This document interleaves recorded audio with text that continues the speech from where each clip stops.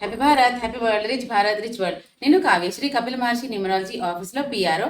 ఈ రోజు మనం బాబా పాండురంగం గారు, world's hyped numerologist, excellent life coach and yoga guru సార్తో మనం ఒక టాపిక్ మాట్లాడబోతున్నాము. నమస్తే బాబా. నమస్తే. Happy Bharat, rich world. Welcome grand welcome. మొదటిసారిగా మా యొక్క వీడియోస్ లైక్ చేయండి, సబ్స్క్రైబ్ చేయండి, పక్కన నాలుగు బెల్ ఐకాన్ యాక్టివేట్ చేయండి. సో ఈ వీడియో మీకు నచ్చితే అందరికి ఫార్వర్డ్ చేయండి. సో ఈ రోజు మనం తెలుసుకోబోతున్నాం చాలా interesting, name is fame. So A topic గురించి అడుగుతున్నాం? ఈరోజు టాపిక్ ఏంటంటే, అప్పుడు మనము అసదుద్దీన్ ఓవైసీ గురించి చెప్పారు. ఎందుకంటే జూన్ 3 కి చెప్పారు ఏంటంటే, ఈయన గెలిచే ఛాన్సెస్ అయితే ఉన్నాయి డెఫినెట్ గా, కానీ నేను నేమ్ బాగాలేదు, మళ్ళీ దాని పైన అటాక్స్ కూడా జరగవచ్చు అని ముందే మీరు ఆల్రెడీ జూన్ 3 కి చెప్పారు. సో రియల్ గా ఇప్పుడు 2 days బ్యాక్ చూస్తే మనము ఆయన ఇంటి పైన ఢిల్లీలో కూడా అటాక్ జరిగింది, బ్లాక్ ఇంక్ తో ఏదో వేసారు అన్నట్టు కంప్లైంట్స్ వచ్చినాయని కూడా న్యూస్ జరిగింది. పార్లమెంట్ లో జై పాలస్తీనా కూడా అన్నాడు, లోక్సభలో అన్నాడు. ఆయన ఓత్ టేకింగ్ సెరమనీ అప్పుడు కూడా జై పాలస్తీన్ అన్నాడు. సో దాని వల్ల కూడా చాలా కాంట్రవర్సీస్ జరుగుతున్నాయి. అది మీరు బిఫోర్ ప్రెడిక్ట్ కూడా చేశారు ఆల్రెడీ. కాంట్రవర్సీస్ వస్తాయని చూద్దాం ఒకసారి. ఎస్, అసదుద్దీన్ ఓవైసీ అనే పేరులో మొత్తం అసదుద్దీన్ ఓవైసీ అనే దాంట్లో చాలా కాంట్రవర్సీ ఉంది.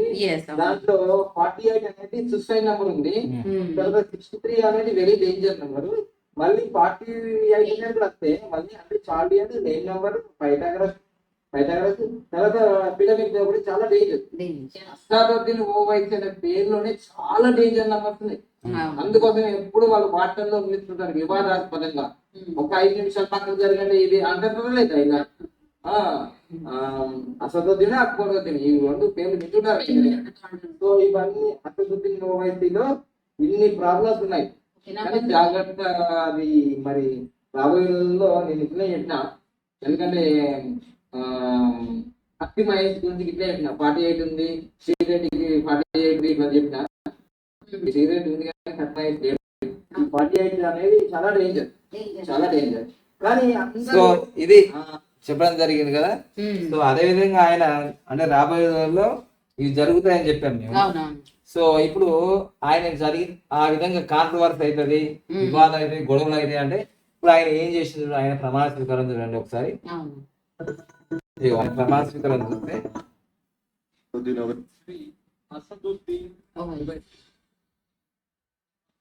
मैं असदुद्दीन ओवैसी जिस लोकसभा का रुकन मुंतखब किया गया है और जिस ओहदे को मैं संभालने वाला हूं, इसके फराइज और वफादारी से अंजाम दूंगा. जय भीम, जय नील, जय तेलंगाना, जय फलस्तीन, तकबीर, अल्लाहु अकबर. జై పాలస్తీనా అన్నారు. సో ఇక్కడ ఇది కాంట్రవర్సీ. సో ఆర్టికల్ 102D ప్రకారం కూడా వేరే దేశాలని మన పార్లమెంట్ లో, మన లోక్సభలో మద్దతు కానీ పోవడం కానీ ఉండకూడదు. సో ఇది అనర్హత వేటుకు వస్తుందని అంటున్నారు. మరి త్వరలో ఏం జరుగుతుందో చూద్దాం ఒకసారి. సో అలానే ఎంఐ పార్టీ ఈయన ప్రెసిడెంట్ కాబట్టి ఆయన అట్లయింది. బీజేపీలో కూడా ఇంకొకరు, అంటే బీజేపీలో కూడా ఏం జరిగింది అంటే ఈయన ద్వారా కూడా మనం విందాము, చూడము. ఓకే, చూడండి. छत्रपाल गंगवार जो लोकसभा का सदस्य निर्वाचित हुआ हूँ, ईश्वर की शपथ लेता हूँ कि मैं विधि द्वारा स्थापित भारत के संविधान के प्रति सच्ची श्रद्धा और निष्ठा रखूंगा. मैं भारत की प्रभुता और अखंडता अक्षुण्ण रखूंगा तथा जिस पद को मैं ग्रहण करने वाला हूँ उसके कर्तव्यों का श्रद्धा पूर्वक निर्वहन करूंगा. जय हिंदू राष्ट्र, जय भारत. ఇక్కడ ఇది కూడా వాళ్ళు అభివృద్ధి చేస్తున్నారు కాంగ్రెస్ పార్టీ వాళ్ళు. అంటే దీంట్లో పెద్ద తప్పేం లేదు. భారతదేశం అంటున్నాము, భారతదేశందే కాబట్టి ఒకళ్ళు హర మహాదేవ్ అన్నారు, రకరకాలుగా రాముని పాత్ర పోషించిన వ్యక్తి అరుణ్ గోయల్, వీళ్ళంతా కూడా జై శ్రీరామ్, అంటే భారతదేశం సంబంధించింది ఇది. సో ఇప్పుడు వీళ్ళు ఏమంటున్నారో చూడండి, గొడవ అవుతుంది ఇక్కడ. జై హిందూ మాస్టర్, రాహుల్ గాంధీ, వీళ్ళంతా అఖిలేష్ యాదవ్. సో ఇది ప్రాబ్లం. సో మొత్తం మీద అయితే వీటి గురించి అసలు వీళ్ళు కాంట్రవర్సీ ఎందుకు జరిగింది. సరే, ఇప్పుడు మనకి ఇక్కడ బీజేపీ పార్టీ నుంచి ఉన్న ఎంపీకి అది ఇబ్బంది ఏం లేదు, అనర్హత పేట ఏం రాలేదు. కానీ అక్బరుద్దీన్ ఓవైసీ ఎందుకు, సో దాని గురించి మనం ఆయన పేరులో ఏముంది అసలు మళ్ళీ ఒకసారి తెలుసుకుంటే మీకు అర్థమవుతుంది. సో చూసారు కదా, అసదుద్దీన్ ఓవైసీ అనే పేరులో 48 నంబర్ అనేది ఒక పెద్ద రాంగ్ నంబర్ ఉంది.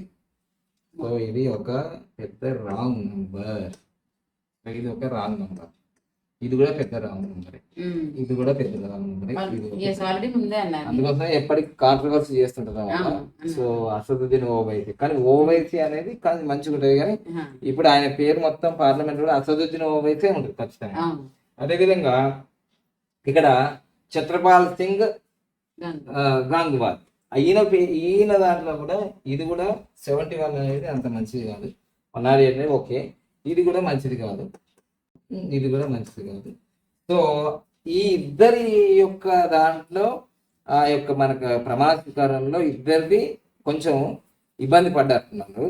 కానీ ఇది అన్నిటికంటే డేంజర్ గా మనకు ఆయన ఎంపీ సీట్కే ఎసరు వచ్చింది. ఇప్పుడు ఆయన ఢిల్లీలో ఉన్న ఆయన నివాస గృహంలో కూడా మరి ఆ గేట్ దగ్గర అన్ని దాడులు జరుగుతున్నాయి. అంటే దీన్ని బట్టి టోటల్ గా ఇది పోయింది. అంటే ఇప్పుడు దాదాపుగా 500 మంది ఎంపీలు ఉంటే వీళ్ళిద్దరిది ఎందుకు వచ్చింది ఒకసారి ఆలోచించదా?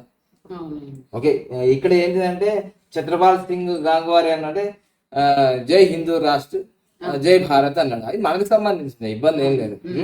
కానీ ఇక్కడ మన దేశానికి సంబంధించింది కాంది మనకు అక్కడ జై పాలస్తీనా అన్నాడు అన్నమాట. సో అట్లా అనడమే పెద్ద పొరపాటు. కాబట్టి 102D ఆర్టికల్ ప్రకారము వేరే విదేశీయుల యొక్క గొప్పతనాన్ని అక్కడ పార్లమెంట్ ప్రమాణికల్లో మనం చెప్పడానికి వీల్లేదనేది అది ఉంది. సో రాబోయే రోజుల్లో ఏం జరుగుతుంది ఇక్కడైతే ఇక్కడ మనకు ఛత్రపాల్ సింగ్ గాంగ్వార్కి ఏం కాదు, ఇక్కడ ఏం ఇబ్బంది ఏం లేదు. ఇక్కడే ఉన్నదంతా ఇబ్బంది, ఎందుకంటే టోటల్ ఇక్కడ ఏదైతే ఈ పేరులో ఉందో మైనస్ మార్కులు. అయితే మీరు అనొచ్చు మరి దాదాపుగా 4-5 సార్లు గెలిచినారు కదా, మరి అప్పుడు ఏం కలదంటే అప్పుడు ఇదే పేరుంది. కానీ అప్పటి నుంచైనా ఈ చార్మినార్ కానీ హైదరాబాద్కి కానీ ఏమైనా డెవలప్మెంట్ చేసిందా తెలుసుకోండి మీరు. ఆయన డెవలప్ కావచ్చు, వాళ్ళ ఫ్యామిలీ డెవలప్ కావచ్చు, కానీ సరే ఆయన కమ్యూనిటీ కావచ్చు. కానీ ఇప్పుడు హైదరాబాద్ లో ఒక్క ముస్లింలు లేరు కదా, హిందువులు ఉన్నారు, ముస్లింలు ఉన్నారు, క్రిస్టియన్స్ ఉన్నారు, అందరు డెవలప్ అయిందా? ఈ ఓల్డ్ సిటీ అంతా డెవలప్ అయిందా? ఇప్పుడు మేము 10 years నుంచి ఇక్కడే ఉన్నాం. సో అందుకోసమే ఇక్కడ ఈ పేరు అనేది చాలా ఇంపార్టెంట్. మీరు సంస్థలకు పెట్టినా దేనికి పెట్టినా పిల్లలకు పెట్టుకున్నా పేరు అనేది చాలా ఇంపార్టెంట్. పేరు బాగలేకపోతే వాళ్ళ ఆలోచనలు కూడా మారిపోతాయి. నెగిటివ్ నెంబర్స్ ఉన్నప్పుడు నెగిటివ్ పనులే చేస్తుంటది. సో నెగిటివ్ ఇది 8, ఇదేమో 8 వస్తుంది ఇక్కడ. ఓకే, ఇది ఇబ్బంది. ఇది 48 అంటే ఇక మనకు రాహు మరియు ఇక శని, ఇది ఇబ్బంది. ఇక్కడ కూడా కాంట్రవర్సీ ఉంది, మొత్తం నెగిటివ్ నెంబర్సే ఉన్నాయి. సో అందుకోసమే మీ పిల్లలకి మీ కంపెనీలకి మంచి నేమ్ పెట్టుకుంటే మీ లైఫ్ లో మంచి ఎనర్జీ వస్తుంది. లక్కీ నేమ్ వల్ల లక్ మీకు కలిసి వస్తుంది. ఎందుకంటే 100 మంది చాలా మంది కష్టపడతారు. ప్రపంచవ్యాప్తంగా 800 కోట్ల మంది అందరు కష్టపడే వాళ్ళే. కానీ అదృష్టము ఆ 1-2% వాళ్ళకే వస్తుంది. అంటే వాళ్ళు ఆచితూచి అన్ని రకాలుగా సెట్ చేసుకొని ముందుకెళ్తూ ఉంటారు సంకల్పంతో. ఓకేనా? సో స్మార్ట్ వర్క్ ఆడ వరకు అందరు చేస్తుంటారు, కానీ దాంట్లో అదృష్టం కలిసి వస్తేనే వాళ్ళందరూ కూడా ఒక ఉన్నత స్థాయి చేస్తారంలో సందేహం లేదు. చాలా మంది విమర్శిస్తుంటారు కదా ఈ ఆస్ట్రాలజీ, న్యూమరాలజీ, ఇవన్నీ ఏముంది అంతా ఫేకు, ఇది బూతు ఏదో చేస్తుంటారు. నెక్స్ట్ ఎపిసోడ్ కూడా చెప్తాను. ఎందుకంటే మన తెలుగు రాష్ట్రాల్లో మన హైదరాబాద్ లో ఒక గొప్ప మోటివేషన్ ట్రైనర్ ఉంది, మరి తర్వాత అందరికి ప్రోత్సహిస్తూ ఆయనకు ఎన్నోసార్లు ఫెయిల్ అయ్యి మళ్ళీ మోటివేషన్ అయిపోయి కొన్ని లక్షల కోట్ల రూపాయలు మరి ఇన్వెస్ట్ చేసి ఒక రియల్ ఎస్టేట్ కంపెనీ పెడితే ఏం జరిగింది? ఆయన అన్నాడు ఒక టైంలో, ఆయనే వీడియో చేశాడు. ఆయన గురించి చేసుకుందాం. జ్యోతిష్యం ఒక బూత్ అన్నాడు ఆయన మాటలో. జ్యోతిష్యం ఒక బూత, వేద విద్య నుంచి వచ్చింది. మీకు తెలియకపోతే ఇంకా ఇప్పుడు కళ్ళు మూసుకున్నా, ఇట్లా కళ్ళు మూసుకుంటే ప్రపంచం అంతా చీకటి ఉంది అనుకుంటామా? నేను కళ్ళు తెరిస్తేనే కదా వెలుగుండేది. లైట్ పోయింది, మన ఇంట్లో లైట్ పోయింది, అందరి ఇంట్లో లైట్ పోయిందా? బయటకు వచ్చి చూడాలి. మనం అప్పుడప్పుడు చూస్తాం కదా పల్లెటూర్లలో, అరే మా ఇంట్లో పోయిందా పక్కింట్లో పోయిందా అని. అలానే మీకు తెలియనప్పుడు మా అమ్మ అనేది తెలియనప్పుడు తెలియలింగం అంటారు. సో అదే విధంగా తెలుసుకుంటేనే కదా. ఇప్పుడు నాకు రియల్ ఎస్టేట్ గురించి ఏం తెలియదు, తెలుసుకుంటే తెలుస్తుంది. ఆస్ట్రాలజీ గురించి మీకు తెలియదు, న్యూమరాలజీ గురించి మీకు తెలియదు, పామిస్ట్రీ గురించి మీకు తెలియదు, వాస్తు గురించి మీకు తెలియదు. తెలియనప్పుడు మీరు ఎట్లా మాట్లాడతారు? దాన్ని ఏం లేదని తెలుసుకుంటేనే కదా. నేను కూడా ఒకప్పటికి ఇట్లే మాట్లాడినా 2005లో. ఆస్ట్రాల్ లేదు, న్యూమరాల్ లేదు, వాస్తు లేదు, ఏం లేదు అన్నాను. అంతేందుకు మా కావిశ్రీ కూడా అన్నది ఏం లేదు అన్నది. ఇట్లా వచ్చిన తర్వాత తెలుస్తుంది అన్నీ ఉన్నాయి, పవర్ఫుల్ గా పని చేస్తాయని. అవునా కదా? సో ఏదైనా ప్రాక్టికల్ గా ఉంటేనే మనం తెలుసుకోవడం. కష్టాల్లో ఉన్నప్పుడు ఇవన్నీ గుర్తొస్తుంటాయి. సో రేపు నెక్స్ట్ వీడియోలో మనం అది తెలుసుకుందాం. మొబైల్ నంబర్ అనేది చాలా ఇంపార్టెంట్ ఏ వ్యక్తికైనా సరే. సో రాంగ్ మొబైల్ నంబర్ ఉంటే ఏం జరుగుతుందో మనం తెలుసుకోవచ్చు ఈజీగా. So thank you. Happy Bharat, happy world Bharat. Thank you.